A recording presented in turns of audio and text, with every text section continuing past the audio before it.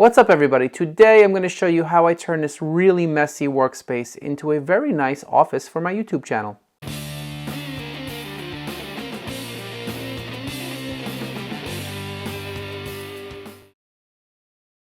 I decided not to make my base cabinets for this office. Instead, I purchased them at Ikea. Now, this is not a sponsored video, but I have to tell you, I've had experience with their kitchen cabinets in the past, and the quality is really good, and especially for the price point, you really can't go wrong. And the other thing that I love about them is they're very, very easy to assemble. Once you get through the first one, you tend to start flying through the rest of them. These are the low profile kitchen cabinets because my space was kind of small, and they're about 15 inches deep. The 4 of them cost me about $1,100 with shipping. I'm only going to assemble one of these so that way you know what's involved here. Without wasting any time, I already made a mistake. The white part should be facing inward.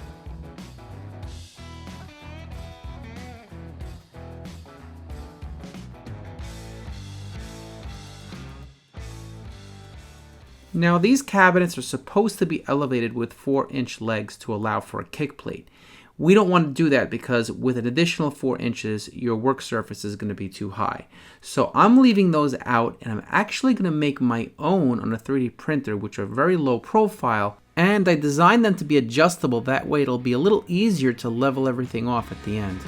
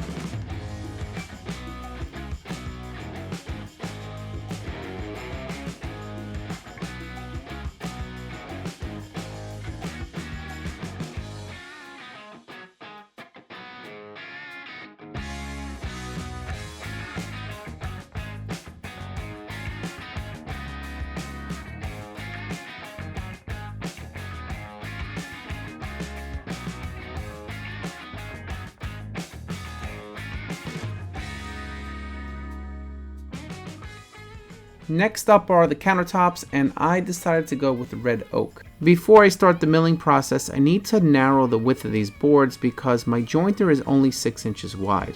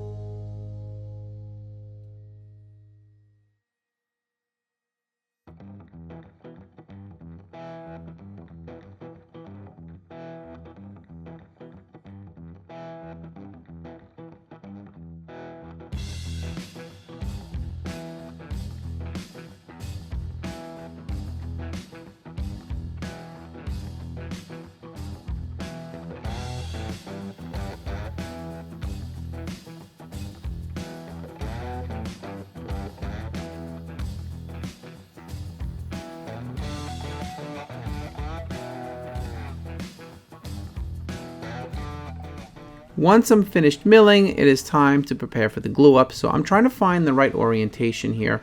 And once I find what I'm happy with, I'm going to put a big V on there because if I should move these around later on, I can easily find the same position all over again.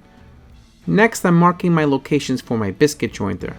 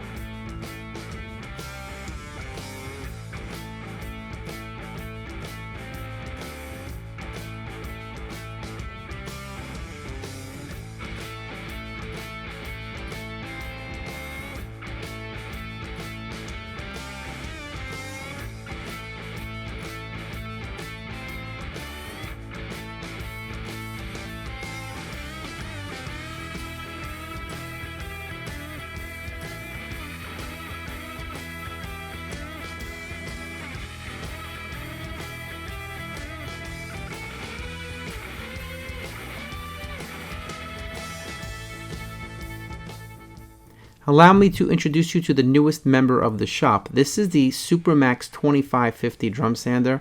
This thing is a beast, and my friend Joe was downsizing his shop and just gave me an incredible deal on this thing.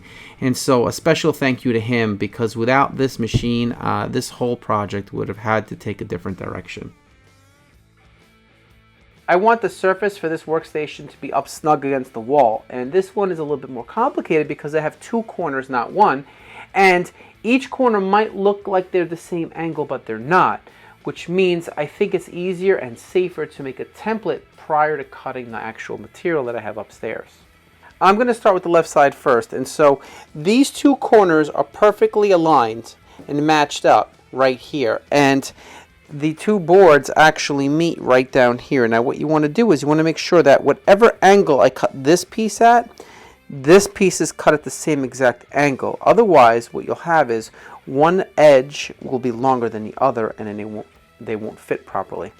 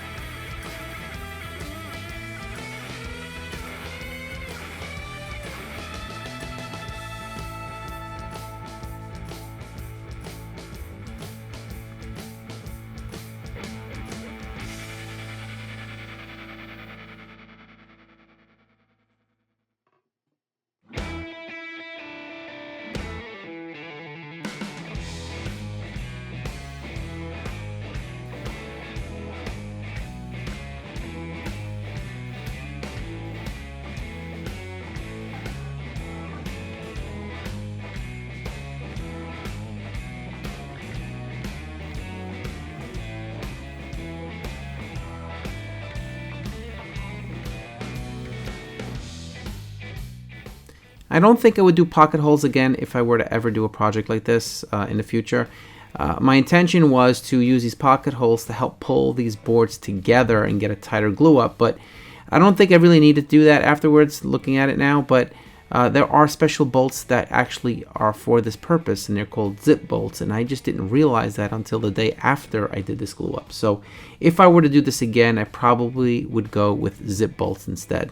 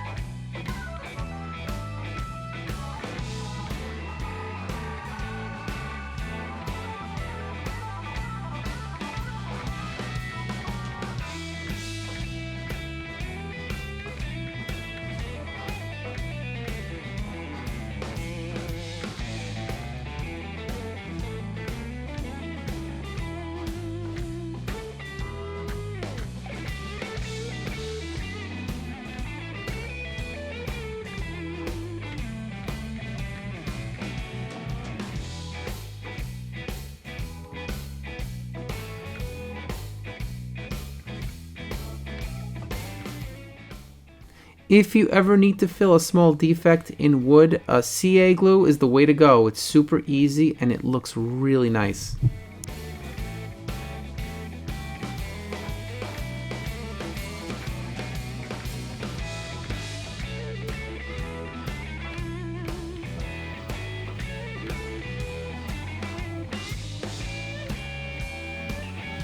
Allow me to introduce you to the worst part of woodworking, and that would be sanding. I sanded these boards for over 3 hours total. And it's necessary because your finished product is going to suffer if you don't go through this process. To ease these edges, I'm going to be using a 1/8 inch roundover bit.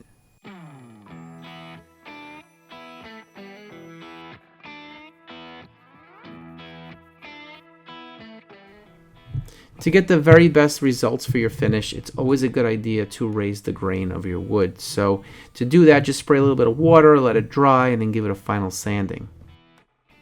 I'm going to be using Rubio Monocoat, which is a hard wax finish. Now, to prepare the surface, it has to be completely free of any kind of dust. So I'm going to be using mineral spirits here, and once it's clean and dry, I am going to be able to then apply my finish. This is my first time using this stuff, and I will tell you that a little goes a very long way. So if you are going to use it, start off with a small amount and then just mix more if you need to. That way you don't waste any of it, especially since it's pretty expensive. I will link all of these materials in the description if you want to check them out and see what they're all about and what they cost.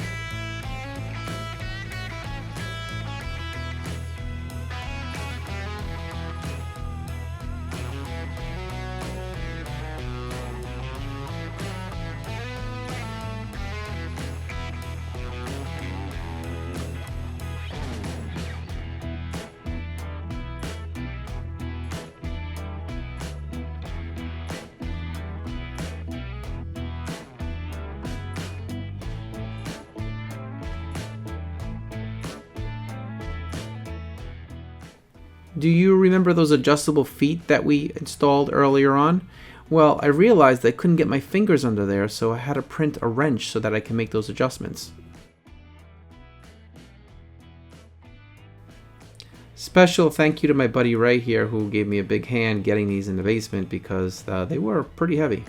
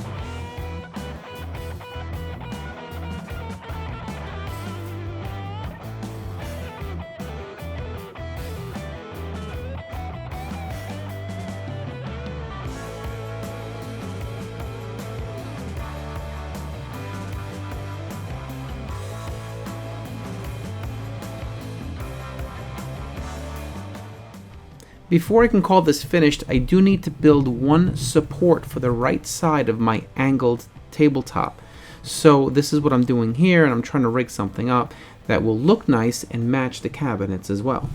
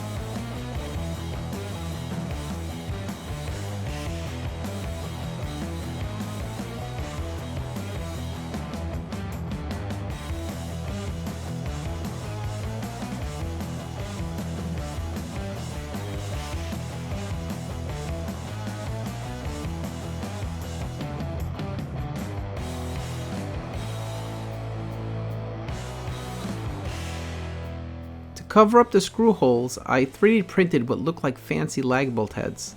To attach them, I'm simply using some CA glue and some activator spray.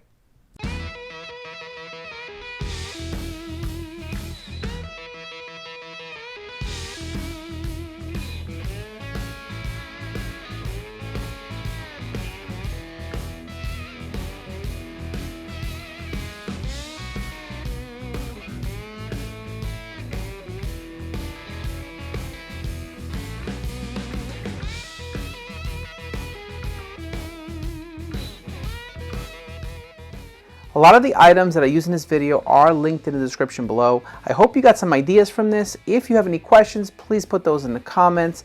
If you like this video, please give it a thumbs up. And if you are new to the channel, please check out my other videos. And if you like what you see, please think about subscribing. I hope everyone is doing well, and I will see you in the next one.